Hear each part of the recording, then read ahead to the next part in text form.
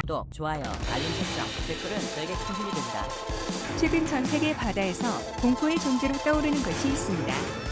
어선은 물론 무역선까지 닥치는 대로 공격하는 이것은 그 수가 워낙 많고 진출비몰한 탓에 막강한 함대를 보유한 미해군마저 사실상 손에 놓고 있는 실정인데요. 평화로운 바다를 피로 물든 이곳의 정체는 바로 소말리아 해적약화를 위해선 동료에게 맞아 총을 겨눌 만큼 잔인한 무법자인 이들이 유일하게 두려워하는 것이 있습니다. 바로 한국 군대였죠. 유튜브 채널 가장 많이 본 뉴스, 좋아요와 구독은 영상 제작에 매우 큰 힘이 됩니다. 소설이나 만화에서 등장할 법한 해적이 국제사회의 새로운 이슈로 떠오른 건 2000년대 초반 소말리아가 내전으로 완전히 붕괴해버린 직후였습니다.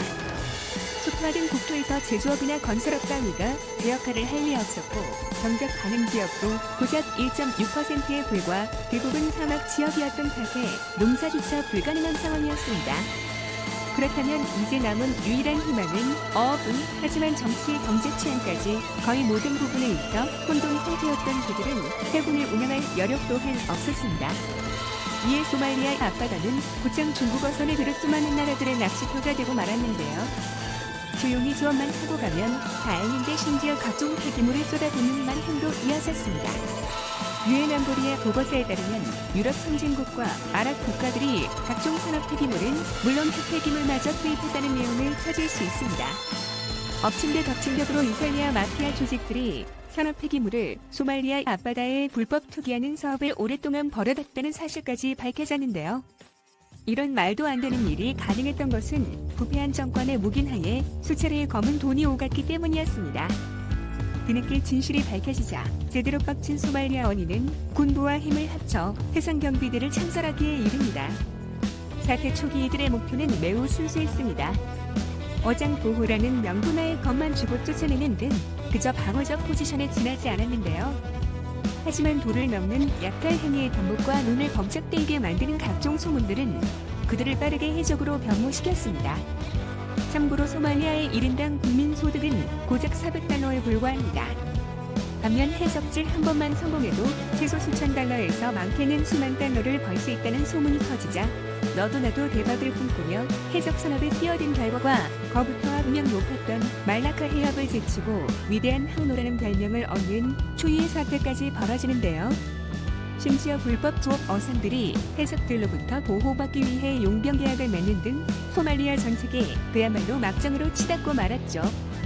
해적을 피해가는 방법도 생각해볼 수 있겠지만 그마저도 쉽지 않았습니다.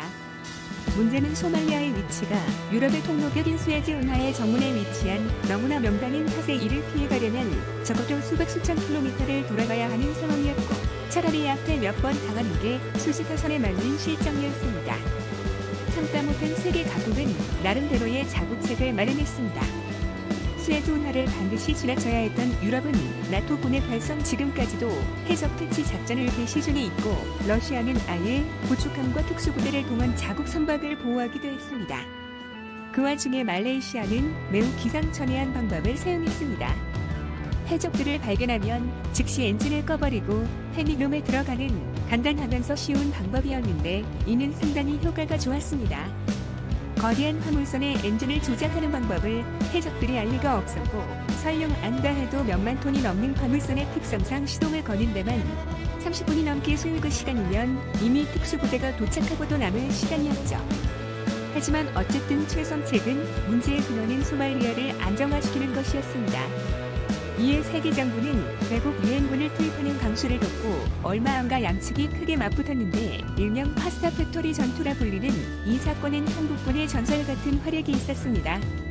그동안 무게수색 작전에서 수많은 성과를 이루었던 이탈리아군은 소말리아 북부에 위치한 파스타 공장 주변을 수색하던 중 소말리아 민병대에 의해 인근 평화유지군 검문소가 박살나는 상황을 목격 즉각 콜고레라 불리는 공수부대를 투입시키게 됩니다. 여기서 이탈리아군은 뜻하지 않은 고전을 면치 못하며 심지어 2차 대전 이후 처음으로 전사자가 발생하는 등 1차 전투에서 대패하고 체면을 구기고 말았습니다.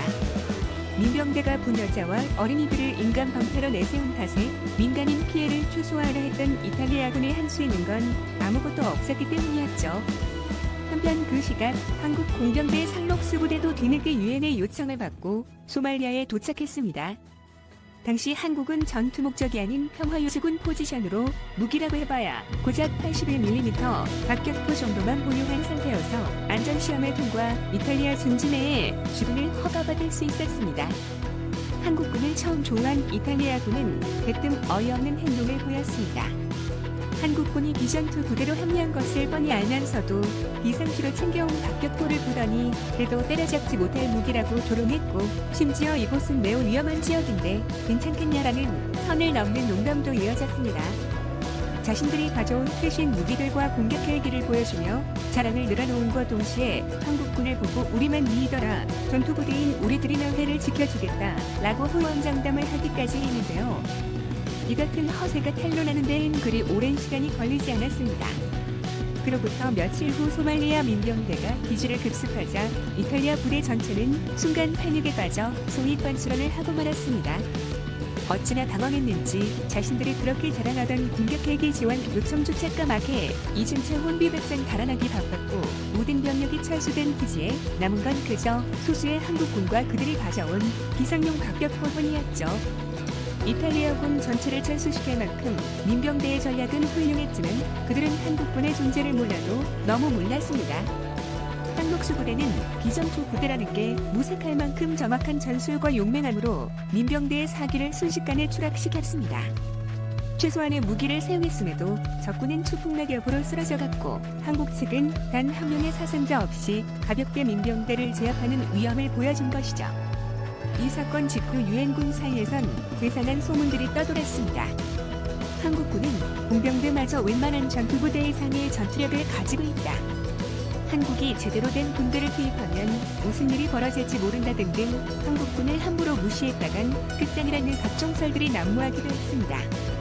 그렇게 한국에 참교육당한 소말리아는 2011년 다시 한번 한국에 참교육당하는 사건이 벌어집니다. 피력된 한국 선박 3호 주화 2호 구출에 위해 그 유명한 아들만 연명 작전이 개시된 것이죠. 이 작전은 인간이 가장 경계를 풀게 된다는 여명의 배가 오는 시점인 새벽 5시에 공격의 불씨를 당겨서 붙여진 이름으로 한국 선원 8명을 비롯 총 21명의 선원을 모두 구출해낸 한국 최초이자 전설적인 인재 구출 작전이었는데요. 충무 공급 구축함 최연함의 위협 사격으로 해적들의 시선을 끈 사이 작전팀이 승선해 해적을 제압하는 형식으로 진행됐습니다. 한편 어떤 이유에선지 속도가 늦춰진 3호 주화 2호 때문에 해적들은 근처를 지나는 몽골 상선을 강탈하려 시도. 이 과정에서 한국군의 견제로 무력화된 해적들은 즉각 대피 투항을 했고, 그렇게 작전도 마무리되는 듯 보였습니다. 하지만 이는 함정이었습니다. 검문팀이 접근하자 그들은 또 다시 총격을 가했고 3명의 부상자가 발생 실패로 돌아갈 수 있었던 작전은 당시 3호조 얼림보 석혜균 선장의 기재에 의해 새로운 국면을 맞이하게 됩니다. 애초에 배의 속도가 늦춰진 것도 그의 작전이었습니다. 해적이 감시를 피해 몰래 엔진 오일에 물을 타라는 지시를 내렸던 것이죠.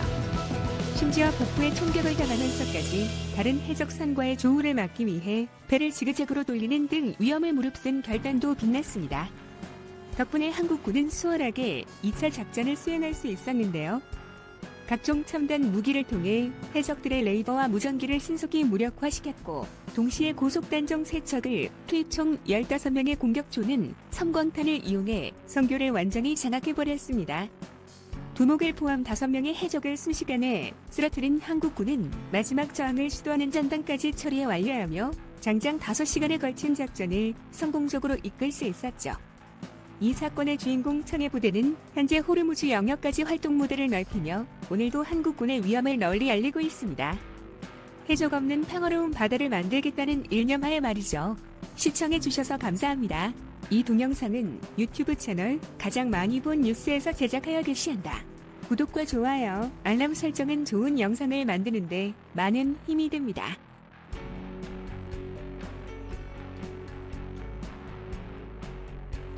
구독, 좋아요, 알림 설정, 댓글은 저에게 큰 힘이 됩니다.